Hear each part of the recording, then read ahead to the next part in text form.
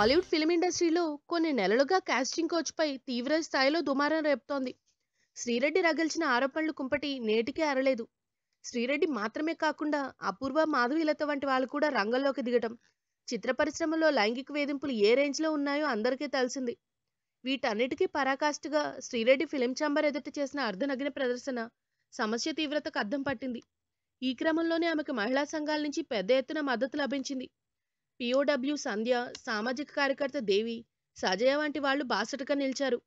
ఇండస్ట్రీలో casting coach తీరుతెన్నులు ప్రధానాంశంగా నిర్వహించిన చర్చా కార్యక్రమంలో సంధ్య చేసిన కమెంట్లు సంచలనం రేపాయి.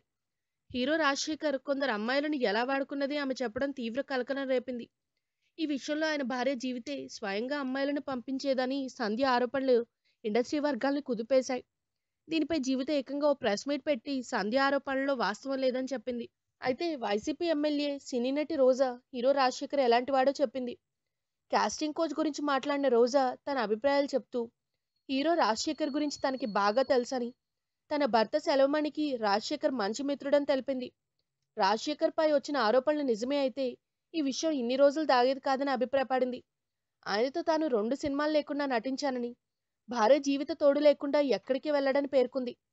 బయటకు వెళ్లాలంటే భార్యాపిల్లలతో కలిసి వెళ్లే హీరో రాజశేఖర్ ఇలాంటి పనులు చేశాడని ఆరోపించడం వెనుక దురుద్దేశాలు కనిపిస్తున్నాయని, ఆయన పరువు ప్రతిష్టలు దెబ్బతీయటానికి చేసిన ప్రయత్నాలుగానే భావించాలని రోజా అభిప్రాయం వ్యక్తం చేసింది. రాజశేఖర్ చిత్ర పరిశ్రమకొచ్చి దశాబ్దాలు గడుస్తున్నా ఇంతకు ముందెప్పుడు ఆయనపై ఇలాంటి ఆరోపణలు రాలేదని రోజా తెలిపింది. If you like the video, please like us and subscribe Tollywood Nagar.